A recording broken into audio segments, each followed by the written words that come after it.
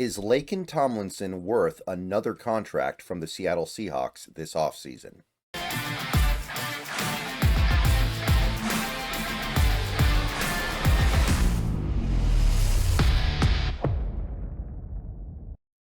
What's going on, everybody? Good morning. Hope you guys are doing well on this Friday. Quick reminder, the stream of the Hawk's Nest will be starting in a few hours.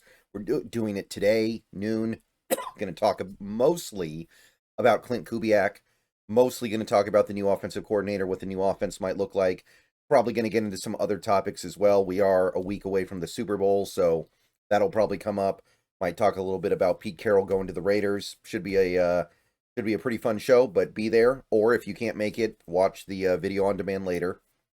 But yeah, today's video is going to be about Laken Tomlinson. Laken Tomlinson signed a 1-year veteran minimum deal with the Seahawks last offseason, although I think he made some bonuses. So now we got a decision. Do we bring Laken Tomlinson back for another year in 2025? Now, my impression of Laken Tomlinson was that he wasn't terrible.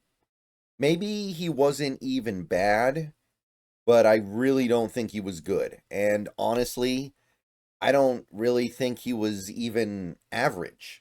I think that he was playable, serviceable, tolerable, but overall he was just it kind of really puts a spotlight on the approach of the Seattle Seahawks in recent years in a negative way while not being that bad of a player.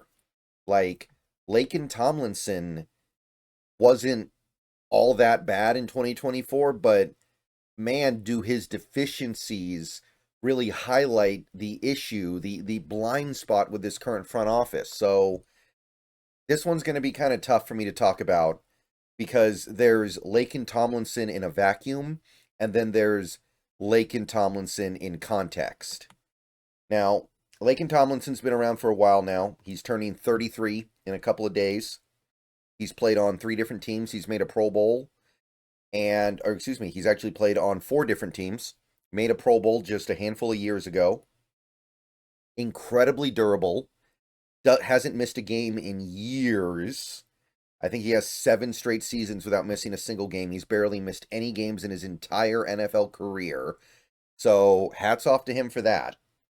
And he has been a good player in the past, but not only is he not that good anymore, he's also not a great scheme fit and getting older.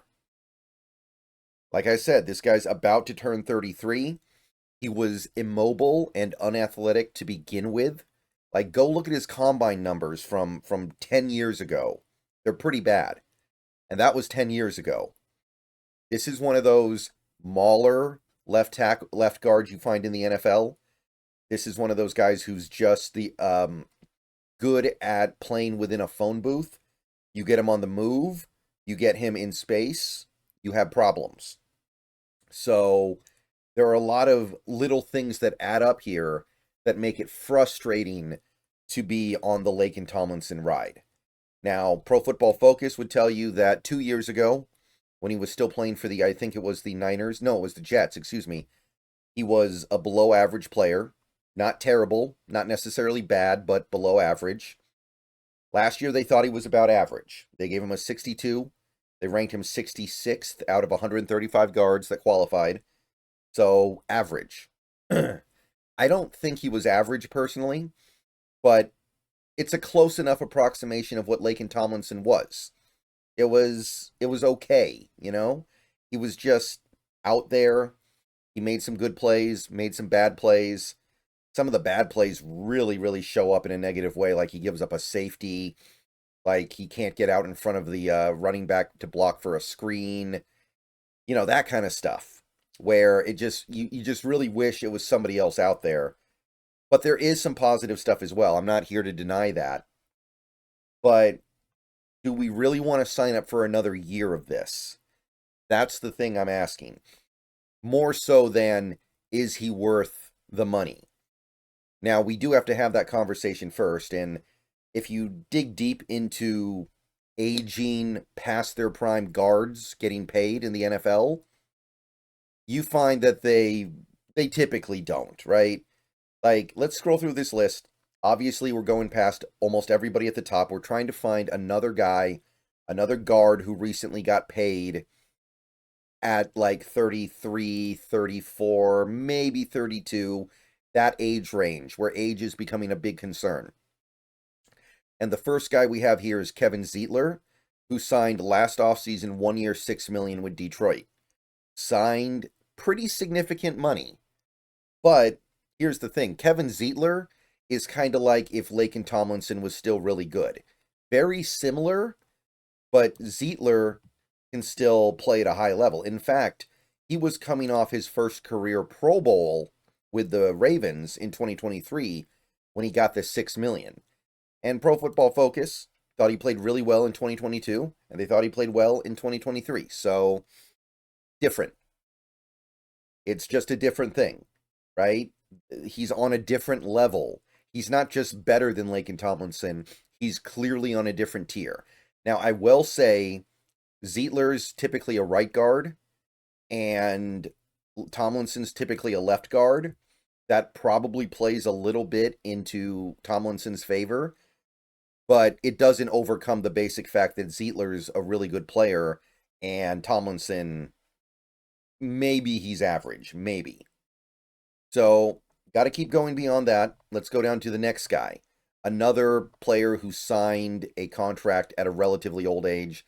Let's look at John Feliciano. Last year signed a 1 year, $2.75 million deal with the 49ers at the age of 32. So it's a decent comp. It works. What did he do to earn $2.75? Well, yeah, we got to scroll down to the snap counts here. He started 15 games for the Giants in 2022, and then he played about half the season for the Niners in 2023. So, played a lot. And with the Giants, he was kind of, whatever. You know, he was just 58.2. That's not bad. That's a little below average in all likelihood. Played the whole year at center. And then the next year he signs with the Niners. He's graded out as one of the best guards in the league. And it's not a tiny sample size, remember. He played almost 500 snaps.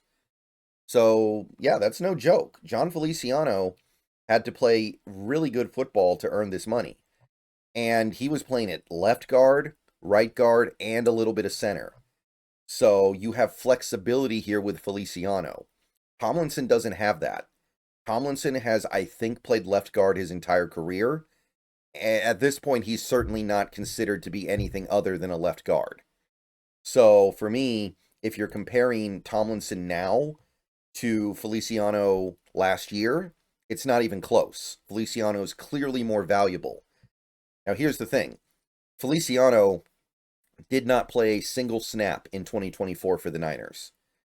So that does bring up an interesting question, right? Because if Feliciano kind of knew that he wasn't going to get a chance to play, and Tomlinson goes into his contract talks knowing that he's going to play and going to start, that puts him in a different position. But I don't think that it's going to change the fact that Feliciano had just played much better in recent memory than Tomlinson had. So let's keep going. Let's try to find another guy here, another older player. Greg Van Roten would be the next name on the list, signed last year for $2 million flat. Greg Van Roten at age 34. So actually 1 year older than Tomlinson's going to be. Greg Van Roten signed with the Giants. The previous year he played for the Raiders and started all 17 games. Previous year he played in Buffalo, started 4 games but played in all 16. If we go down to his snap counts, you can see that he played about a third of the snaps in Buffalo, and he played basically every snap with the Raiders. So he was showing that he could still gut out a season. Played every snap in 2024 for the Giants, by the way, so good for him. Pro Football Focus says in 2022 he was about average, workable, decent, nothing to write home about, but workable. And then the next year they actually thought he was really good. This was the, I think the Raiders year, right? Yeah, the Raiders year. So if we're going by Pro Football Focus, and I know they don't get everything right, but we still haven't really gotten to a Laken Tomlinson equivalency, right? And the lesson here is that these players, when they hit this age, 33, 34, maybe even 32, people don't really want to give them money because they know the cliff is coming. And if you have a player like Laken Tomlinson, where arguably the cliff is already hit, what's the next cliff going to be?